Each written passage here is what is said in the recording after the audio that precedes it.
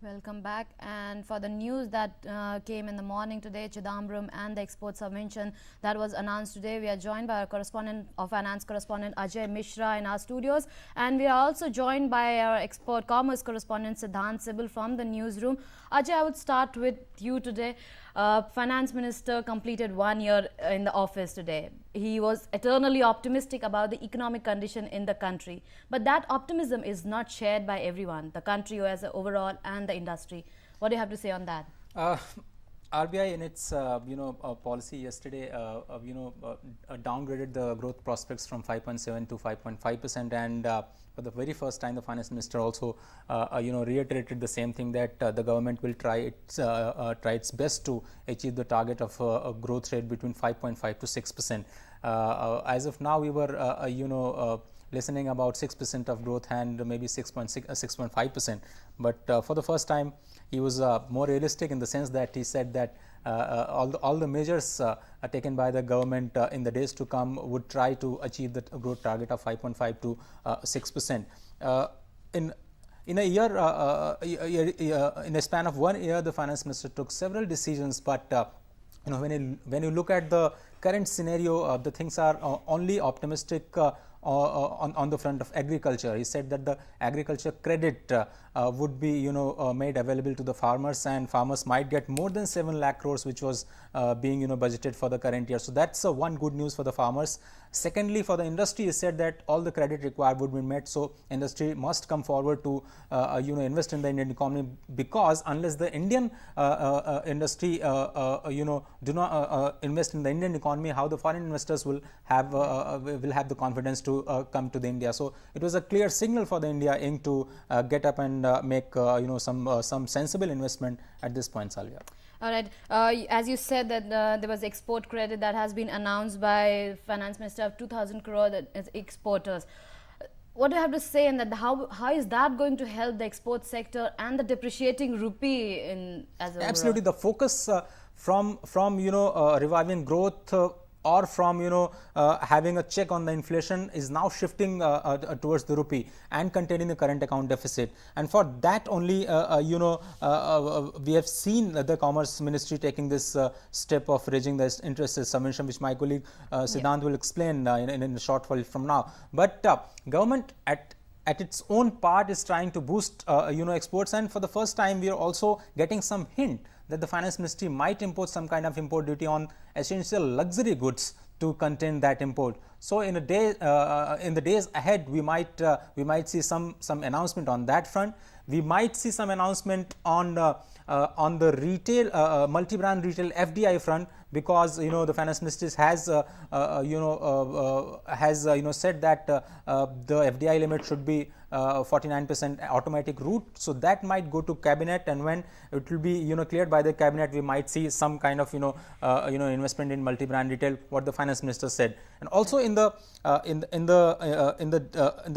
meeting with the Trade Council, which was being attended by 20 odd India Inc. captains, Finance Minister today said that almost 2 to 3 big captains of industry said that they are going to invest. So these are some of the good pointers that I could gather from the today's right, Ajay, we'll be talking more about the war there, inflation versus growth, and now from rupee versus growth. But before that, we'll go to Sidhant. And Sidhant, the interest of exporters have got a bonanza here with the interest subvention scheme. How is that going to help the export sector? Well, you have described the word bonanza, but will it be a bonanza? This is the third booster measure in last 7 months, but is it going to help? Well, first booster measure was in December, and January export numbers were 6% up. Well, it's a thumbs up for the Commerce Ministry. But the second booster measure in April, it didn't pay off. The first quarter of this financial year, the 13-14, the results are out. The export numbers, they're down by 1%. And today is 31st. Today, the importance of today, the 31st of July, is that the first month of the second quarter is over, and only bad news has come. Look at it, 8th of July and today 31st of July. The rupee has crossed the 61 level mark. The rupee was literally bleeding to death, and the only positive news of today's month was the reform, the second wave of reforms. But will it pay off? Because last year we also saw the first wave of reforms being announced by the government. But how much investment did India saw? Only in single brand retail, IKEA came. Multi-brand retail, still the investors are not eager to invest in the country. And basically today what the government needs is more investment. Why? To save rupee. Just as Ajay said, saving rupee is the focus of the government today. And today also marks the first a year since the finance minister completed his post in the office. And today the rupee again crossed the 61 level mark. So clearly, though the finance minister says that he is an eternal optimist, a lot of people don't share that view of his.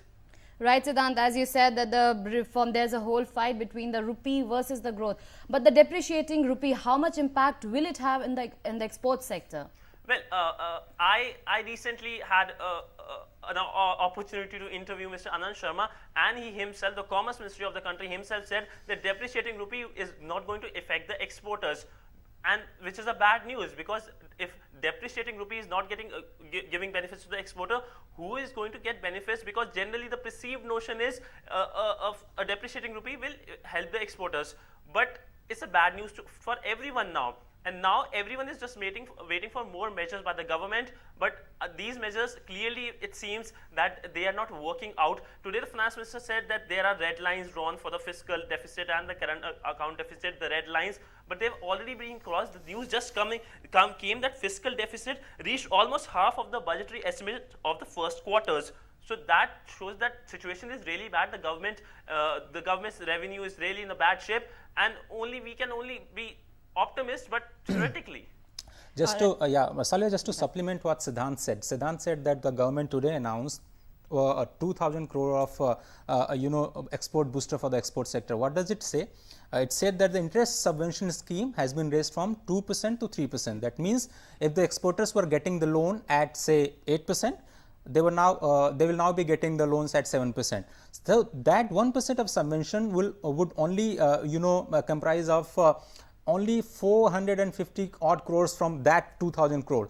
So out of 2,000 crores, over 1,500 crores were the areas that were not being paid by the finance ministry to the commerce ministry. So what was the areas could have been paid in time maybe. So just to say that it was a booster I think it was too little and too late. And also there is a lot of problem when the exporters are going to get credit from the tax department. That's not happening. So now the commerce minister is saying that he had the word with the finance minister, and now the things will be put in shape so that the exporters should get their credit in time, and also will be able to avail